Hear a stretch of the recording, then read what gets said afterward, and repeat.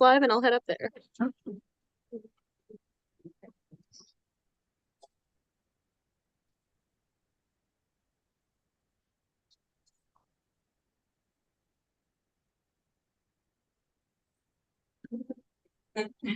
All right. Good evening, everyone, and thank you all for joining us.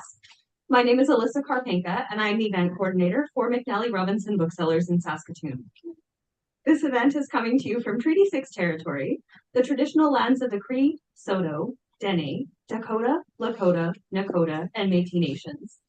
Just a note that this event is being live streamed, so please be aware of the webcam to your right. I'd also like to take a moment to encourage you to silence your phones for the duration of the event. It's my pleasure to welcome you to the Saskatoon launch of Siteseeing by Ariel Gordon and Brenda Schmidt, published by At Bay Press. Thank you to Ariel for being here tonight and Brenda via Zoom. And I'd also like to thank our special guest for the evening, Candace Savage. Candace was born in the Peace River country of Northern Alberta and educated at the University of Alberta, but saw the light and moved one province east half a lifetime ago. She is the award-winning author of more than 24 books, including Strangers in the House and Hello, Crow, both published in 2019.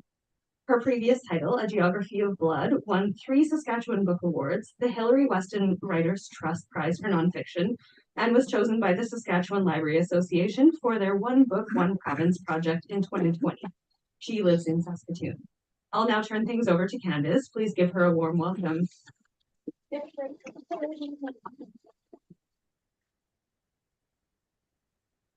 Thank you. Thank you very much for that lovely introduction. And more importantly, thank you to Ariel and Brenda for inviting me to be their warm-up act tonight.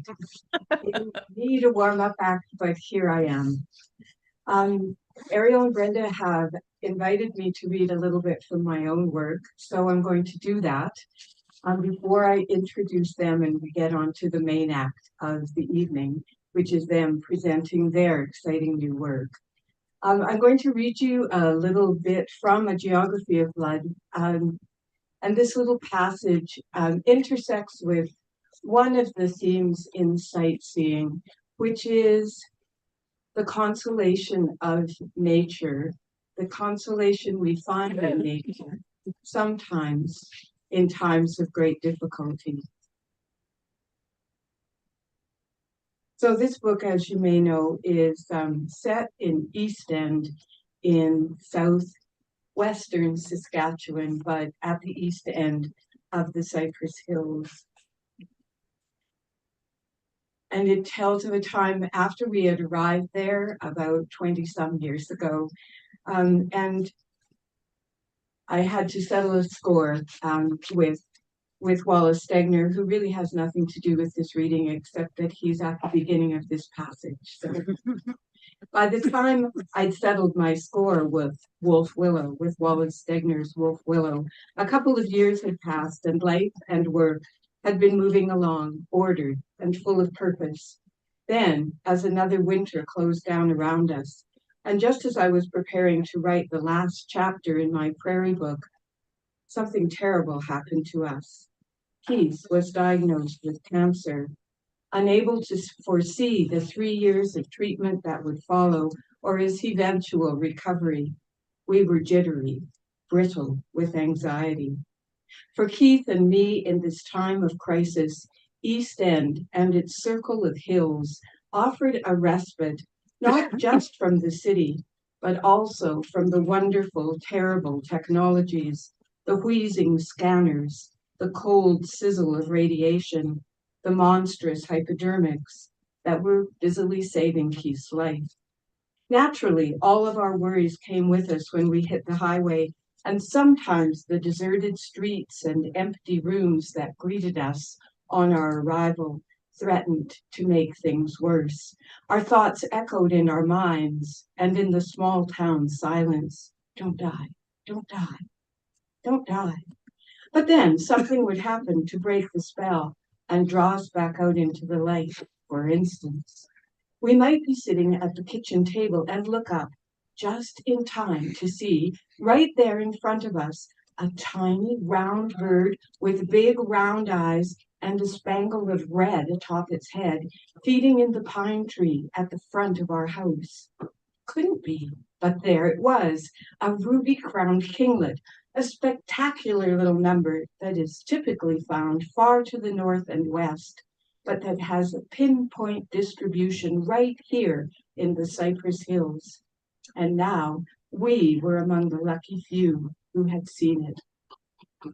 Or we take the dogs for a walk in some scuffed up, dung-strewn patch of pasture on the outskirts of town, heads down, wrangling dachshunds or preoccupied by our own thoughts, until one of us caught a flicker of movement under the thin thatch of grass.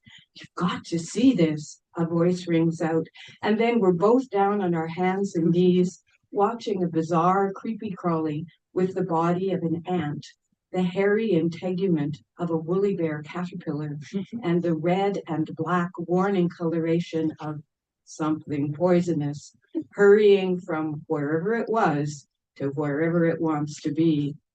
Back at the house, we Google red, black, hairy ant, and discover that what we've seen is a kind of wasp with a sting so powerful that people only half-jokingly have dubbed it the cow killer. A marshy seep beside a broken-down bridge yields a ground-hugging patch of gentians, the color of winter twilight. Small sinks in the course of a summer dry gully are studded with shooting stars and blue-eyed grass, flowers so precisely formed and so perfect that they could have been crafted out of porcelain.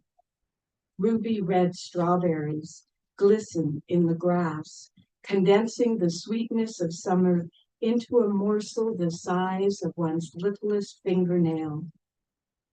Through all the long, trying months of Keith's treatment and subsequent recovery, the hills repeatedly offered us these small moments of beauty and surprise, quietly distracting us from our troubles and suffusing every cell in our bodies with a species of joy.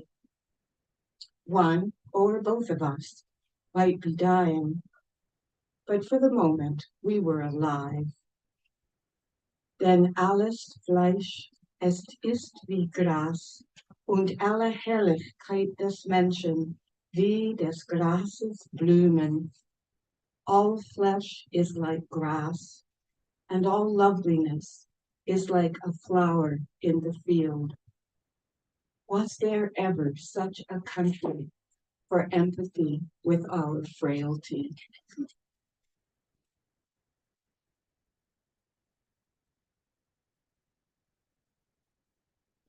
So I think that you will see a connection between between that little passage and what Brenda and Ariel are going to offer us this evening. So it is now, with no further ado, my pleasure to introduce Ariel and Brenda. Ariel Gordon is a Winnipeg Treaty 1 territory-based writer, editor, and enthusiast. She is the ringleader, I like these words, they describe her well, of Rites of Spring, a National Poetry Month project with the Winnipeg International Writers Festival that appears in the Winnipeg Free Press. Her first two collections of poetry won the Lansdowne Prize for Poetry. Her most recent books are the essay collection Treed, Walking in Canada's Urban Forests, and the first book in the public poetry project Tree Talk, which was nominated for 3 Manitoba Book Awards. In 2022, her work appeared in Canadian Notes and Queries, Cantheus, Periodicées, and the Quarantine Review.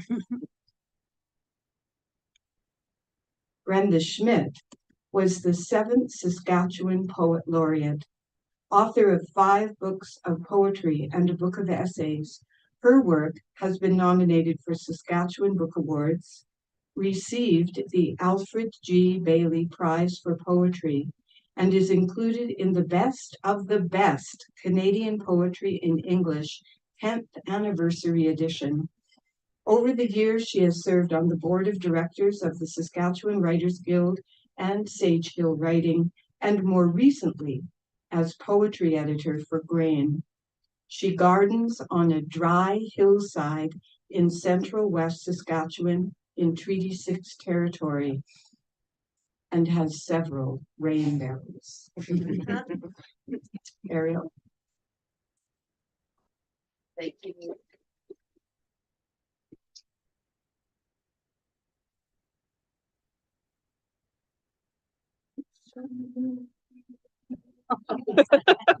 That's my brain starting to work. That's not the sound of the mic. Well, thank you so much for coming. I wish that I had Brenda in a hat to produce her, but you know, she's there. She will appear, we will read. And we've had a couple of launches of this collection so far, and I've had a series of fake Brendas read with me. So if I ever start a band, it will be Ariel Gordon and the Fake Brendas. And I'm really grateful to all those people that tried on Brenda's words. But this is the best. I've been waiting to read with Brenda for 2 weeks, and I finally get the chance. I'm also so grateful to the Saskatchewan writing and publishing community. You have a magnificent community. I think you already know it, but as someone from Manitoba that has preserved it and dipped in and out of it, I've been to the Sage Hill Writing Experience 4 times, and come up for the Saskatchewan Writers Guild annual conference, for Talking Fresh. You know, I've been here a lot, and there's a lot of great things that you have here, and so it's an honor to come back and read to you. Brenda, do you have any nice things you want to say about these people or to these people? Is it my turn? It's your turn. Go. Well, I have a whole list of thank yous, but first off, thank you for everyone that come out. I can see your faces in the audience the way this is set up, and so many familiar faces that I've known for a long time. I wish I could be there.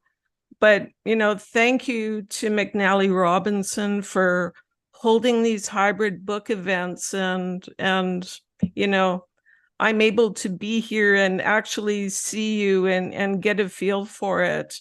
And at the same time, I'm sitting here where I wrote, you know, my portion of the book, which is really special to me. And I know my mom and dad are watching, and my brothers and family everywhere, and friends and colleagues. And it's really, you know, amazing, the technology, what it allows us to do. But I miss you guys. I see so many of you I miss. Thank you so much to Candace Savage for hosting. It's such an honor to have her here. I mean, I've looked up to her for ages. You see Candace's, you know, the launch that Ariel attended in Regina yesterday, right? Was it? I mean, 2 days ago, Protecting the Prairie has Candace's, you know, endorsement on the front. She's such an important force for, you know, in this province for writing, and for people like us that focus on place. And I really appreciate the time she takes to, you know, help us get our work forward in different voices and perspectives. It's so important. Anyways, so thank you so much, Candace. And thank you to At Bay Press for publishing this book so beautifully. They were a dream to work with. They are a dream to work with. They're passionate about their books. They meet to talk about design. They work so hard for their books. I so appreciate the experience. And to Sage Hill, who we talked about in the beginning, whose poetry colloquium with Fred Waugh brought Ariel and I together over 20 years ago. And that's where we met the editor of this book as well, Bren Simmers, a fabulous poet. And and one heck of a great editor. So thank you to them. Thank you to the Saskatchewan Writers Guild, whose membership and extraordinary staff, have helped build and continue to build a strong writing community full of great writers that we see in the audience there that I've looked up to forever. And I have a lot of your books, and that's why I'm not rich. But I'm rich, in my heart and in my mind, just not monetarily, but whatever. Who cares about money, right? We're poets. Anyway, just kidding. And thank you to the Electronic Garret, who is a nationwide group of poets that they kind of support each other, and we've been together quite a long time now too. Ariel's part of that group as well. Thank you to my family, as always. They're always been there. Thank you to my communities, in particular my community here in the hills in the RM of Coteau, where my part of the book was written. And thank you to my partner, Harvey, for everything. And finally, to Ariel, brilliant writer, inspiring collaborator, that's a new word, and super energized community builder. This book was all her idea, and I'm so happy we did this. Anyway, wasn't that long, but you don't get to do a book too often, so this is an amazing thing. Anyway, let's do it. Let's do it. So we're just going to read from the beginning of the book, the first 10 pages. We can really dip in anywhere, because it's a continuing dialogue. It moves through the seasons over the course of a year. But we're going to start at the beginning. So if anyone likes to read along, I know sometimes when I'm in a reading and I have a book, I like to read along and see where they miss lines or make mistakes. But don't shout that out. Or where they add things. Yes. The editing never stops. All right. I'm going to start now, Brenda. Okay. Standing at the axis of hydropole and 100-year-old elm, head back, I resolve 3 dark lumps against a February sky, a wickerwork of winter branches and wires into owls, then wind-whipped plastic bags, then bickering squirrels. Bark rains down. Tell me, who shapeshifted? Me? Them?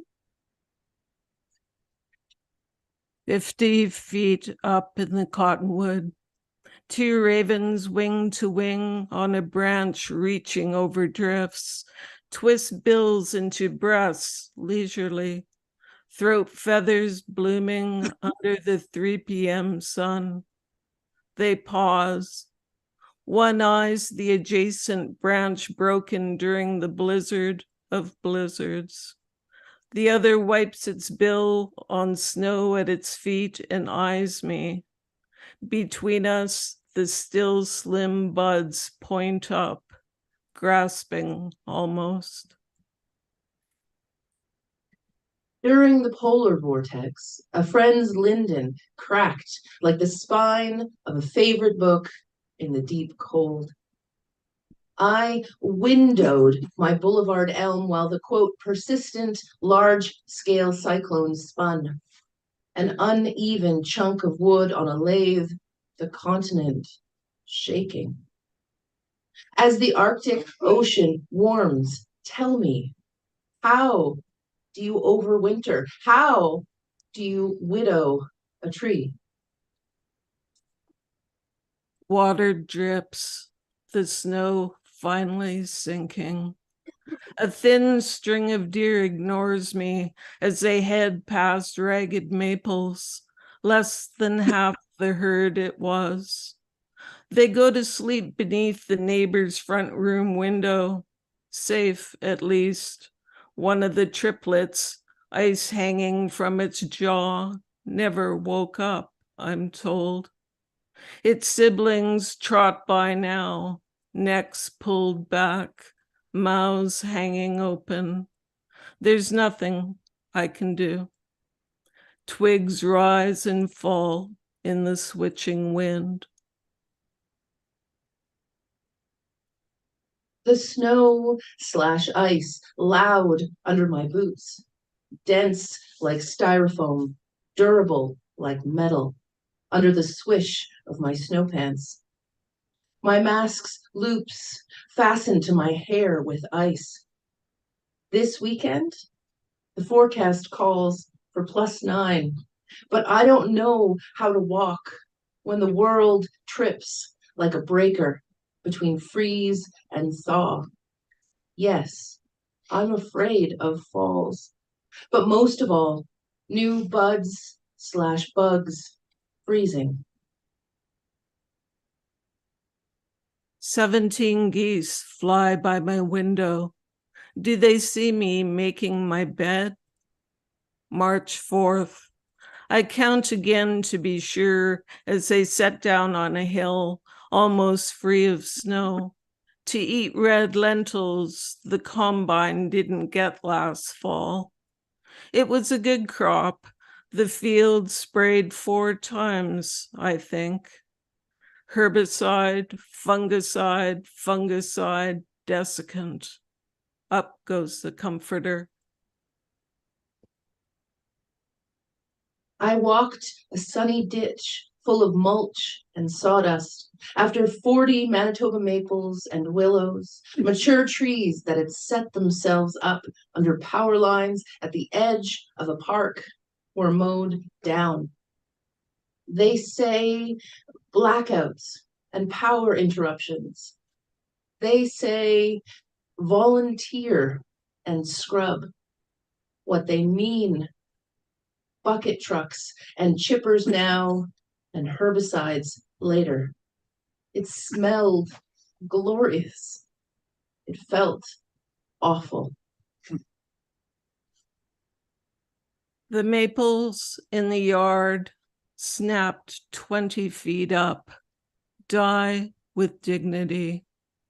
Each a Gothic castle, a church, spires pointing out my lack of control over the future. Some I grew up with, some were just keys when I left, not knowing one day I'd be back. House sparrows stuff belfries with ditch grass and chirp emphatically, whether I'm here or not. I can't take down trees so holy.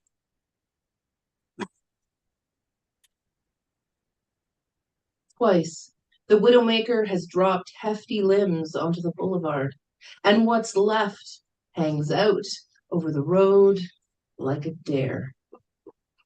Woodpeckers love it, sundialing holes around the cut edge, but I take care not to park under it when the wind rises. My Wolseley elm leans over the house a little more every year, its seedlings competing with volunteer Manitoba maple and creeping Charlie in the unmade beds below. A moose climbs a drift more than a moose high, not once breaking through. Crowns of willow and dogwood now in reach. The slough will be full this spring, unlike last spring, and the moose I watch from inside will hole up and eat.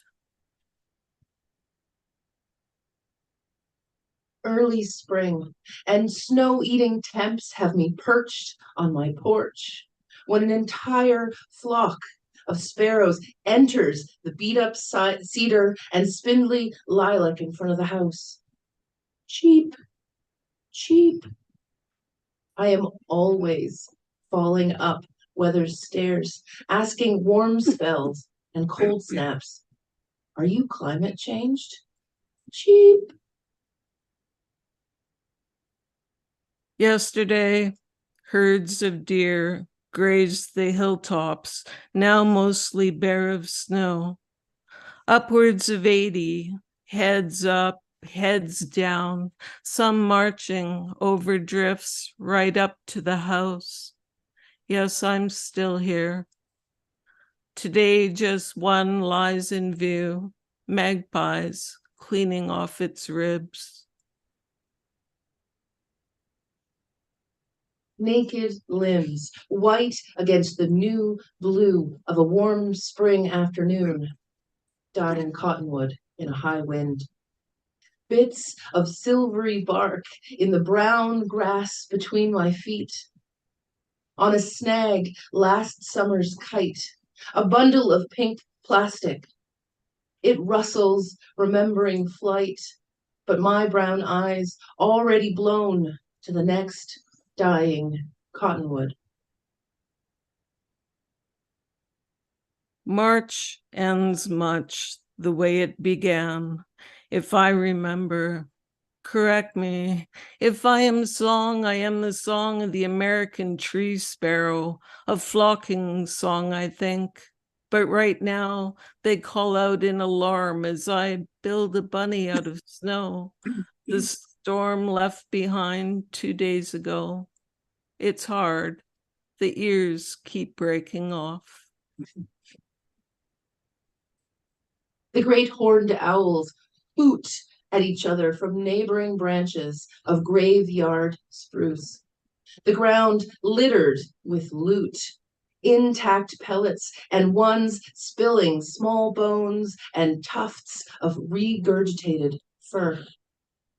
Underground lateral roots and disintegrating boxes of big bones. Hoots. More hoots. But it's April and they haven't nested. Were they spooked by that March heat wave? Are they done? Are we? And all right, that is the reading. Now we will proceed to the chairs.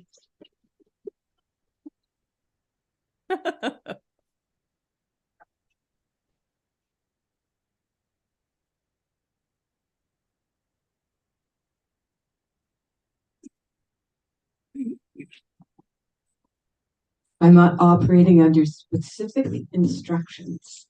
I am to have one question for Ariel and one question for Brenda and one question for the two of you. And then it will be your turn to ask whatever you would like to hear. So, Ariel.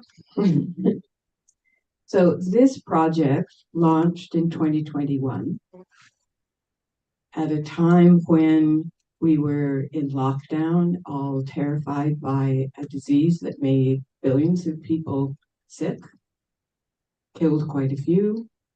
It is permeated, as we've been hearing, by drought, by drought, by drought, by flood, by Dutch elm disease, by all manner of difficulties. And yet, at least in my reading, there's a buoyancy to these poems, to this whole effort. Discuss. Is it on? Yes. Okay. So in some ways, this project was, at least for me, I can't speak for Brenda. I like trying to speak for Brenda, but she's right there and can contradict me. But it was our way through, like, what was arguably one of the most difficult periods in contemporary history, right? Like the pandemic was keeping us, had changed all of our patterns, and climate change, right? Like how many summers in a row do we have to have wildfire smoke every day all summer? How many years do we have drought, like agonizing drought all summer? And then when the farmers are trying to get whatever stunted crops did grow off the fields, we have too much moisture. And so climate change is advancing. I don't know if I don't have the exact stat, but it's advancing more rapidly on the prairies than they had expected. But my way of being in the world and my way of staying hopeful is trying to get people to connect to the natural world, to believe that we are all animals and that these cities we live in, or these rural areas we live in, that there's so much there to connect to. There's so much that's alive. The more than human, I guess, is the expression that we use. And I feel like if we can figure out how to connect to the world, we'll care about it more, and we will do more things to try and stop or mitigate climate change. And I have always, I'm kind of tree obsessed. So my role in this project was to write about trees and climate. And Brenda's an avid and obsessed, which is another word for avid, less complimentary, birder.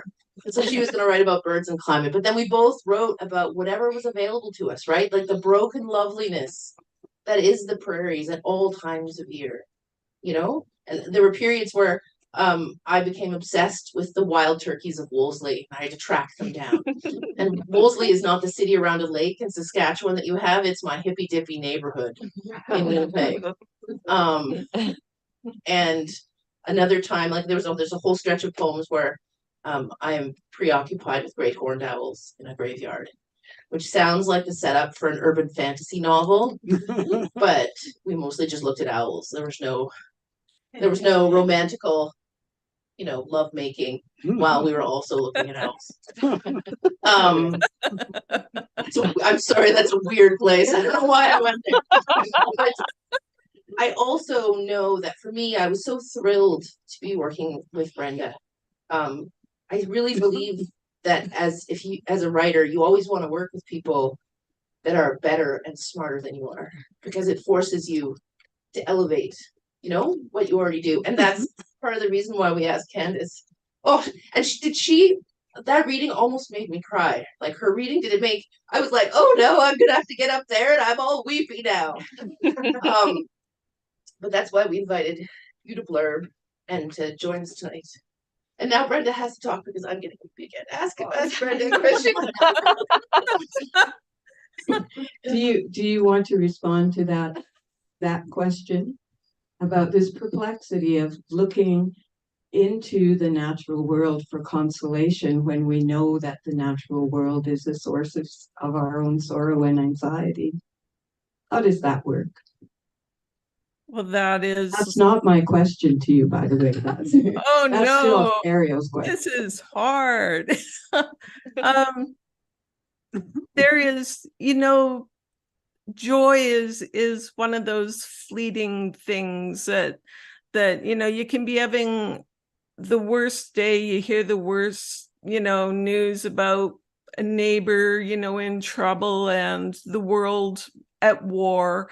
And, you hear all these things and they can take over your whole day and they're awful. And then, you sit at the window and you're thinking, and then all of a sudden there's,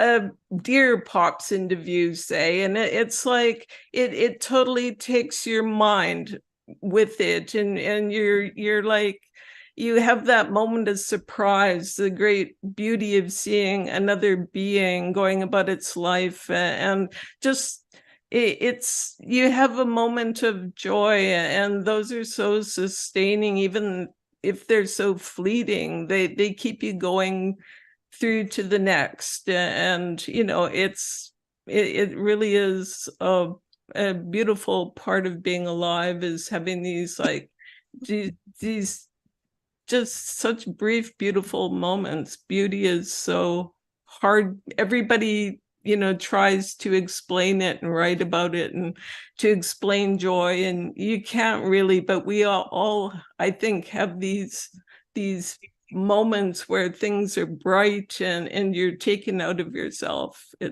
Anyway. Did I even approach a question at all? You did, yes. So there's that. I'm looking at the screen now because I can see you, even though you probably can't see us. There's Emily Dickinson's observation, right, about living frugally on surprise. I think maybe that's what you've been doing with this. So my question for you, Brenda, is you describe yourself as the badger to Ariel's coyote. You describe yourself as someone who holds back and who watches and not being a bit of a hermit.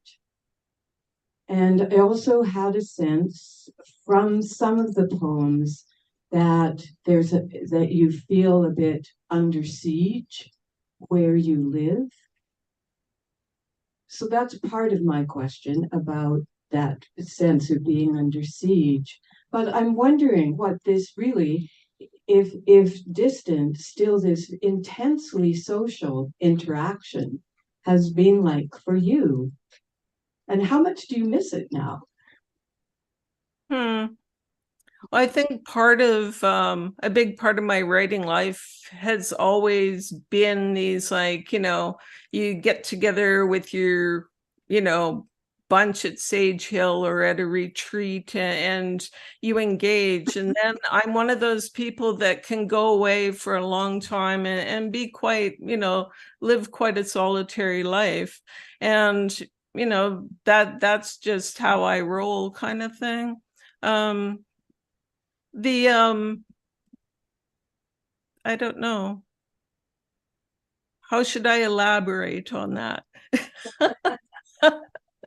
I I think the lovely thing about this back and forth was it reminded me of, it is a conversation, and it was always like she'd send me something, and it's like in a conversation when you say, like, that reminds me, and that was how each piece evolves, sort of thing, like, that reminds me. And reading over it, after we were done, we hadn't planned on doing a book. We just had planned on having this exchange for this period of time.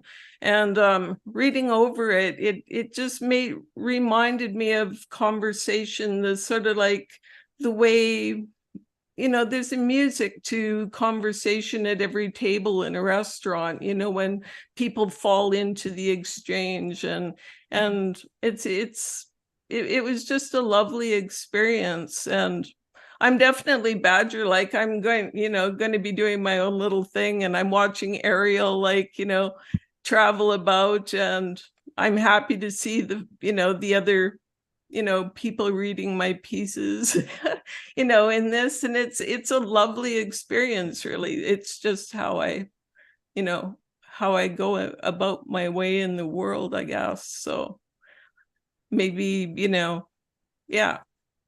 Was this a studied experience? Did you write quickly?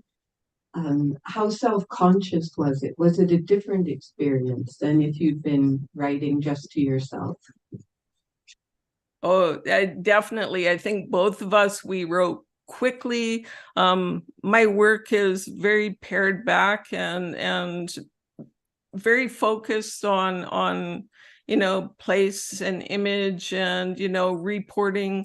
It was a record, really, of what we saw, and the music in the work, I think, came from just the bouncing off the other guy's piece, kind of thing. So yeah, it was very quick. I wrote all of my poems almost on the phone, and then I'd email them to her, and it was just it was a lovely, free exchange. It was amazing. And I think, Ariel, you told me that they are in the book in the order that you wrote them. Yeah, it's so beautiful. I mean, part of it was that each poem couldn't exist without the one that came before, right? Because it was a real call and response, right?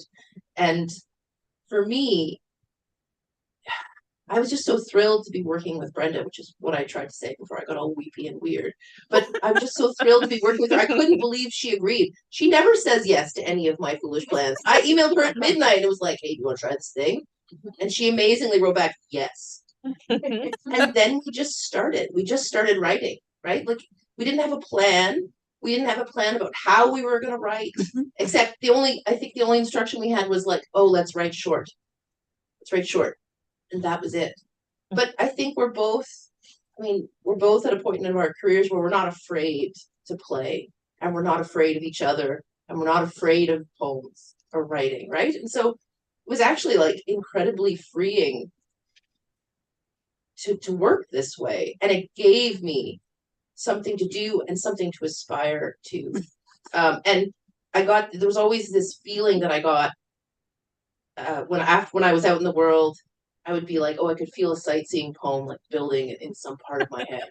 And it drove me outside more than I might have otherwise. Like, I like going outside as much as possible, but sometimes I get sulky and stuck inside and mad, and and I couldn't do that because I could only write so many poems about what other people on my social media were seeing. I could only write so many, and Brenda did this thing where I don't know if you know, but she takes beautiful photographs and posts them to her social media. And I would get a little hint about what she was writing about because she'd post a picture of a moose walking through her yard or sitting on her rose bush. And I'd be like, oh, there's a moose poem coming. I know there's a moose poem coming. So yeah. So the next part of my instructions was that I would have a question for the two of them. But instead, because I can't get enough of hearing you read these works, I've chosen a poem from each of you that I would love to hear you read.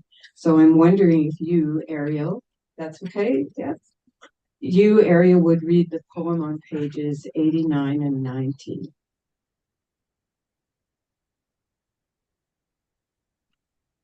Starting with I laid.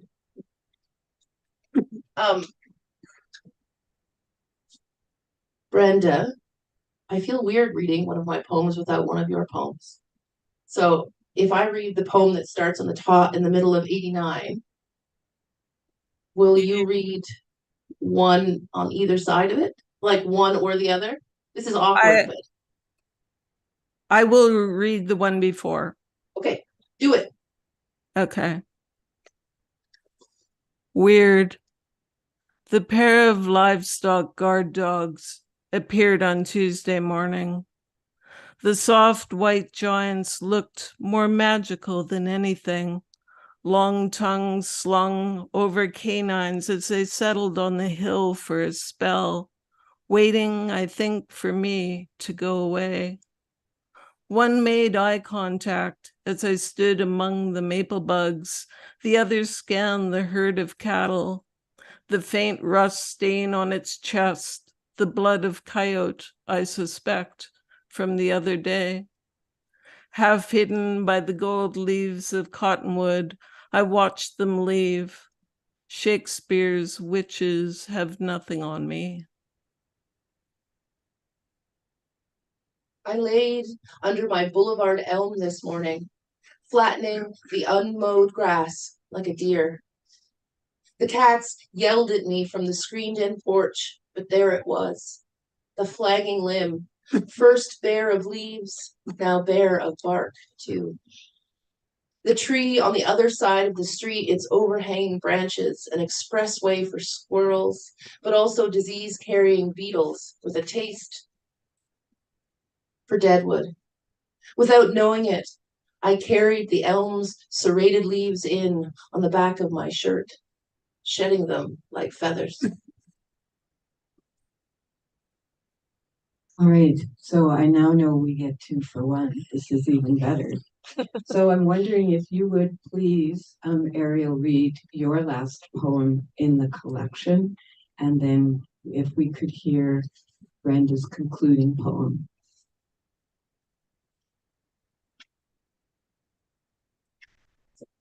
Okay. Yippee!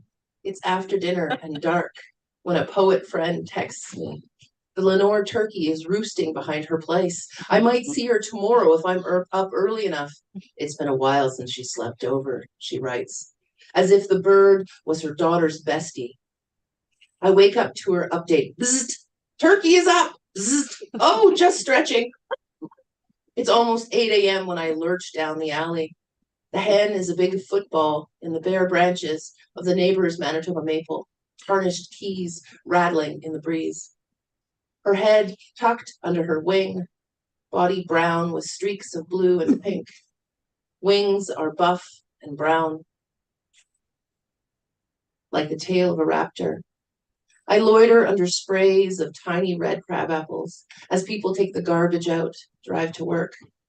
My friend comes out and tells me of the gendered poops of turkeys. Males make J's, females S's, then goes back in. The bird grooms herself before settling down for another snooze. Icicles hanging from every roofline. Sparrows chirp. Before, I had only wanted to catch a glimpse. Now I am apparently waiting for her to descend from the tree, to perform her turkeyness. My fingers are cold. I head home. The porcupine, back in the cottonwood and as big as my circle, looks as though it rolled through rusty needles in a post-apocalyptic acupuncture clinic. Do you want to try that again?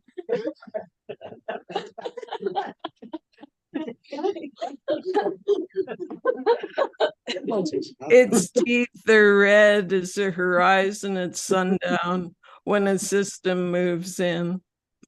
A quick search tells me what I see is actually reddish orange, normal, due to iron oxide in the enamel.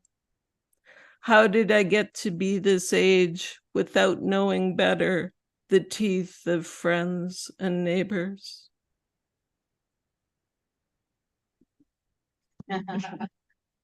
Thank you.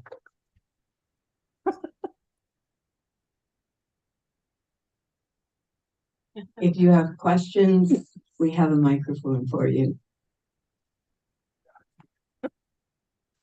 I don't think I need a mic. Okay.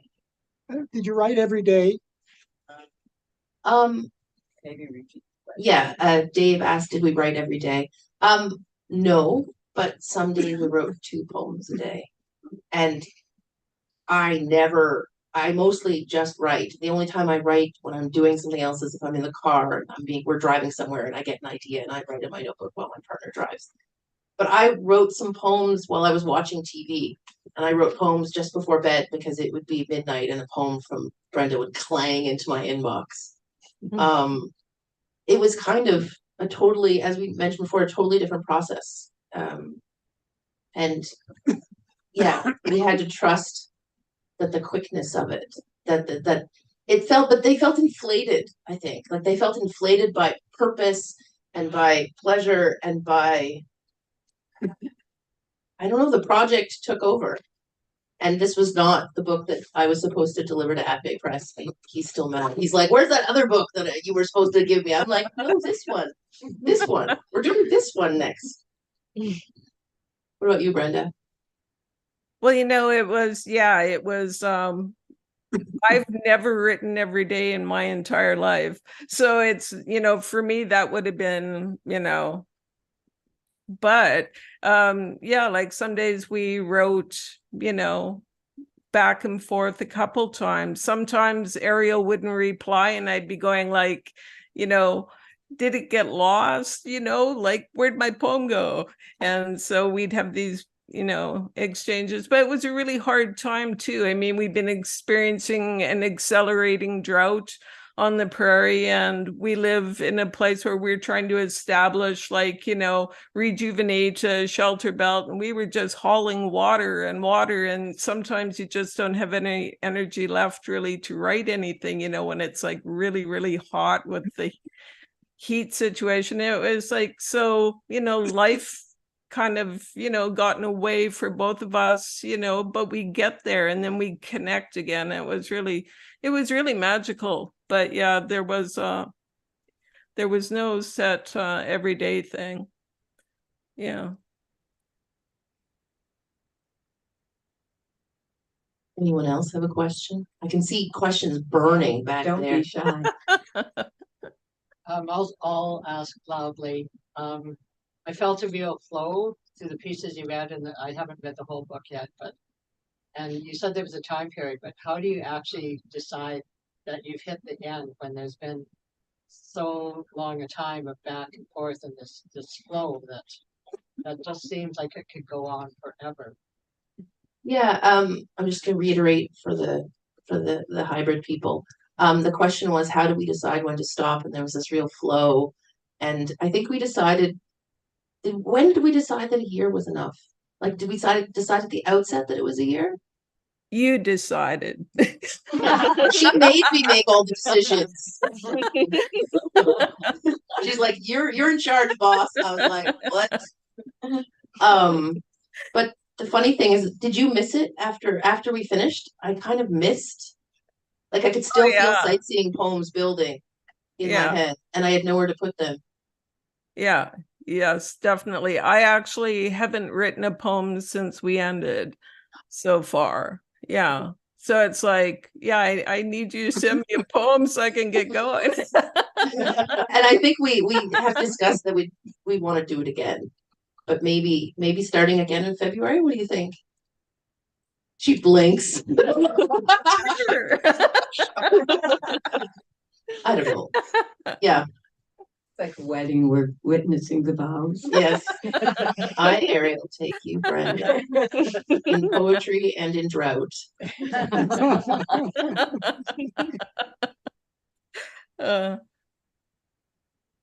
Anything else? We're obsessed with trees as well. So I was just wondering, were you always obsessed with trees, even from young, and then you became a poet, thought, yes, and I know what I want to write about? Or were you a poet and then you thought, what should I write about? I mean, I like trees. Yes. The question is, were you always obsessed with trees? The questioner is also obsessed with trees. And did it start with trees and then I turned to writing to sort of describe that obsession or explore that obsession, or was it the other way? And it was definitely the other way. I grew up, my parents had a cabin in northwestern Ontario, but my parents were very much tree, another tree, a third tree. Like there were no names for anything. And they didn't hike really. Like they were just cheerful people and enjoyed nature, but that was kind of the end of it. And but I've always really enjoyed writing about nature. I consider myself a nature writer at core.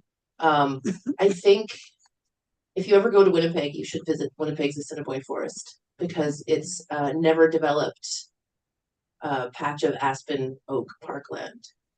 And there's not many places in the world that are completely untouched. So it looks, and there's a wildflower meadow, and the only thing it's missing is bison to wallow and change the ecosystem, because that's what they do as keystone species. They change the ground by their sort of wallowing on their back. But aside from that, it's kind of how it would have been. And I think I learned to love trees in there, and mushrooms, and really everything else. And we're lucky that it's a half hour from my house. And so, yeah. But my first book was called Hump, and it was pregnancy and mothering poems, as the word hump suggests. But preceded by urban nature poems, like a section, like the before times were all urban nature poems, and then there were the pregnancy and mothering poems that also had nature in them. But so I've moved around, but I think I'm most comfortable now. What about you? Did your birding obsession arrive with your poems, or did they develop separately, or what was the chronology of that? I don't really know. I was writing poems when I was young, and my birding, interest really developed on the school bus. So, it's probably came together. I don't know.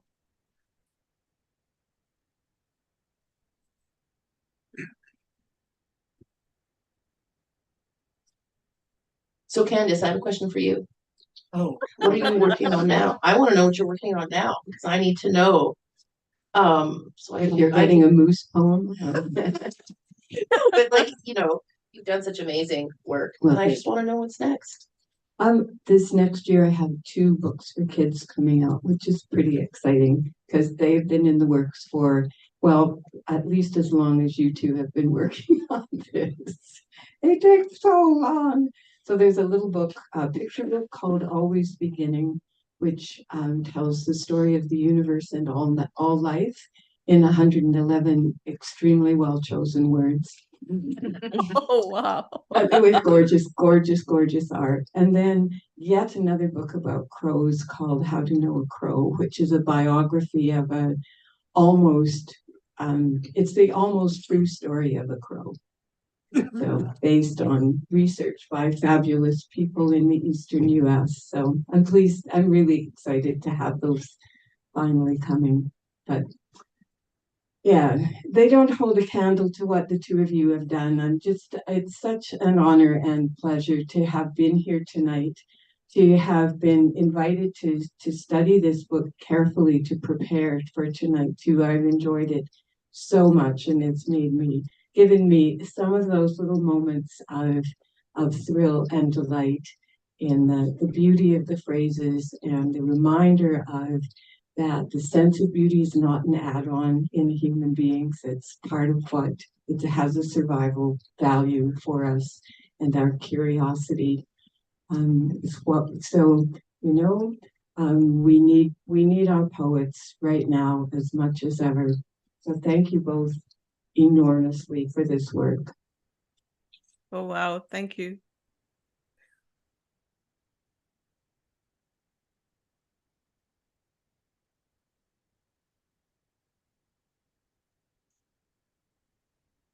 All right, I'll just say a quick word before I let you go. I'd like to thank Brenda, Ariel, and Candace again for being with us tonight.